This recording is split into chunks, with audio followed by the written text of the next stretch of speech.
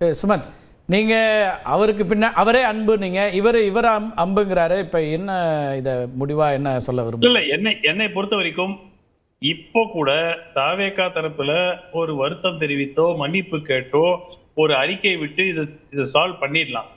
அவர்கள் பண்ணாமல் இருப்பதுங்கிறது ஐதர் யாராவது தப்பா அட்வைஸ். ஏன்னா விஜய்க்கு தொடர்ந்து அவருக்கு எதிரிகள் என்று பார்த்தால் சுத்து வட்டாரத்துல இருக்கக்கூடிய ஸ்ட்ராட்டஜிஸ்ட், அவருடைய கட்சியில இருக்கிற சில மூத்த தலைவர்கள், இவர்கள் தான் அவருக்கு எதிரி. அது அவருக்கு மேபி தேர்தலுக்கு பிறகு அது அவருக்கு புரிய வரலாம், புரியாமலும் இருக்கலாம். பட் என்ன அப்படின்னு பாத்தீங்கன்னா, திரு ரஜினி அவர்கள் இதற்கு ரியாக்ட் பண்ண வேண்டிய அவசியம் இல்லை. ஏன்னா அவர் உச்சத்துல இருக்கார். உச்ச நடிகர் என்று கூறினால் விஜயை விட இன்னும் உச்சத்துல இருக்கிறவர் ரஜினிகாந்த், அதுவும் 40 ஆண்டு காலமாக. சோ அவர் இதற்கு, அதுவும் ஆதவர்ஜுனா கூறியதற்கு அவர் ரியாக்ட் பண்ணுறதுங்கிறது நிச்சயமா ஒரு காரணமே இல்லாமல் நடந்த ஒரு தன்னிச்சையான செயல் அப்படின்னு நான் கருதவில்லை. விஜயை டேமேஜ் பண்ணுன்னு 74% சொல்றாங்க இல்லையா, விஜயை டேமேஜ் பண்ணும் வகையில் தான் இந்த அறிக்கையும் இருக்கிறது. அதுதான் என்னுடைய கருத்து. Okay, right. திரு கோடீஸ்வரன், உங்கள்கிட்ட நிறைவு செய்கிறேன் சார். அதாவது கலைஞருக்கு சிலை வைக்கணும், அந்த சிலையை நானும் பார்க்கணும், நானும் ரசிக்கணும்னு கலைஞர் சிரிக்கிற அளவுக்கு பேசினவர் விஜய். இன்னைக்கு சிலை வச்சா, வெங்கல சிலை வச்சா ஊராமுட்டு நெய்யில் ஸ்வீட்டு செய்யாதீங்கன்னு பேசுறாரு. அப்போ அன்னைக்கு பேசினது என்ன விஜய், இன்னைக்கு பேசினது தான் விஜய். இது சுயநலத்தோட உச்சம் இல்லையா? அதே மாதிரி ரஜினி சார் ஒண்டி தான் சன் டிவியில் படம் நடிக்கிறாரா? இவர் நடிக்கவே இல்லை. ரெட் ஜெயண்ட்னா இவருக்கு என்னென்ன தெரியாது, சன் பிக்சர்ஸ்னா இவருக்கு என்னென்ன தெரியாது. இவரும் எல்லாம் நல்லா படம்லாம் வாங்கினாரு, பண்ணாரு, எல்லாம் முடிஞ்சிச்சு. இப்போ கரோனா காலத்தில் சொன்னாங்க, எனக்கு ரொம்ப பிடித்த எனக்கு பர்சனலாக பாதிப்பு, வெற்றிவேல் இறந்துட்டார், வசந்தகுமார் இறந்துட்டாங்க, அன்பழகன், இந்த 3 பேருமே கரோனால சிக்கி செத்த அரசியல் ஆளுமைகள். அந்த நேரத்தில் தான் இவர் சொல்றாரு என்னன்னு, வெளியில போகக்கூடாதுன்னு. அப்போ ஆம்புலன்ஸ்லயே நிறைய பேர் அட்மிட் ஆகி இறந்தாங்க, பெட்டு கிடைக்காம இறந்தாங்க. ஏதோ ஒரு காரணத்துக்காக சொல்ல முடியாது. அப்புறம் சார் சொல்லும்போது ஒரு ரொம்ப முக்கியமான பாயிண்ட், அது ஹைலைட்.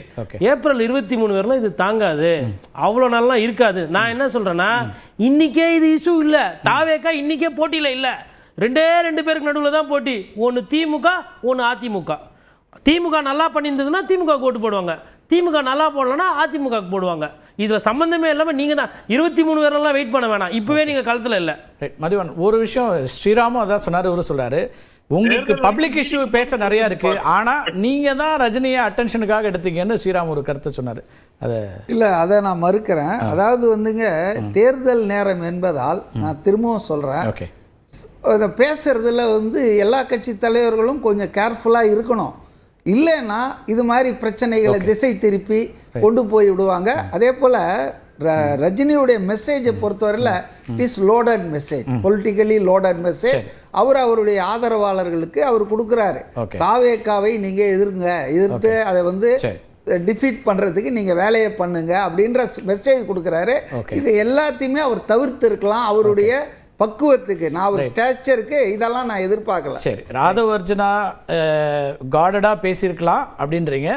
அப்படி பேசணுன்ற அறிவுரையை திரு விஜய் கொடுக்கலாங்கிற எதிர்பார்ப்பும் இவரும் சொல்றாரு, நம்ம சுமந்த் சொல்றாரு. ஒரு இந்த விட்டுருந்தா சிம்பிளா முடிஞ்சிருக்குமே. திருப்பி அவங்கள்ட்ட நிறைய இல்ல, இப்ப கூட நான் என்ன சொல்றேன்னா, விஜய் அதை கண்டிக்கல, அவரை புல் அப் பண்ணலன்றது உங்களுக்கு எனக்கு தெரியாது. ரைட், பப்ளிக்கா கண்டிக்கணும், நம்ம யாரும் டிமாண்ட், வாக்காளர்களுக்கு தெரியணும்ல, எனக்கு தெரியணும்னா உங்களுக்கு தெரியணும், பப்ளிக்கா செஞ்சாதானே சார் அது கணக்கு, பப்ளிக்கா செஞ்சாதானே அது கணக்கு. அதாவது விஜயினுடைய கேரக்டர் என்னன்னா, 41 பேர் செத்ததுக்கே வருத்தம் தெரிவிக்காதவர். ரஜினிகாந்த் அவமரியாதை பண்ணுவதற்கு வருத்தம் தெரிவிப்பார் என்பது எதிர்பார்ப்பது முட்டாள்தனம். ஓகே, எதிர்பார்க்க கூடாது. இது விஜய் தான் சொல்லி செய்யப்பட்டது.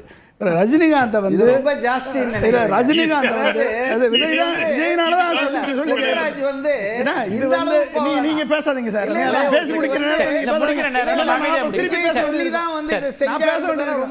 விஜயனுடைய வாய்ஸ் தான் ஆதவர்ஜுனா. எனவே விஜய் சொன்னதாக தான் இது எடுத்துக்கொள்ளப்படும்.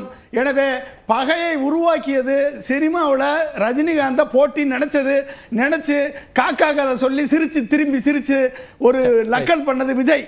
புரிஞ்சுக்கிட்டீங்களா? நான் தான் உச்ச நடிகர் என்று சொல்லி சூப்பர் ஸ்டார் அவமானப்படுத்தியது விஜய். இன்றைக்கு அரசியலை அவமானப்படுத்தியது விஜய். இந்த விஜய் தொடர்ந்து அனைத்து அரசியல் கட்சிகளை அவமானப்படுத்திட்டு இருக்கார். பகையை உருவாக்கியவர் விஜய். பகை முடிக்கப்படும். இல்ல அது மக்கள் முடிவு பண்ணுவாங்க, வாக்காளர்கள் முடிவு பண்ணுவாங்க. நிகழ்ச்சியில பங்கெடுத்த விருந்தினருக்கு இல்ல தாவேக்கா போகும்போது ரஜினி ரசிகர்லாம் இப்படி கை காட்டிட்டு கத்தம் கத்தம் போவாங்க. சரி பார்க்கலாம்.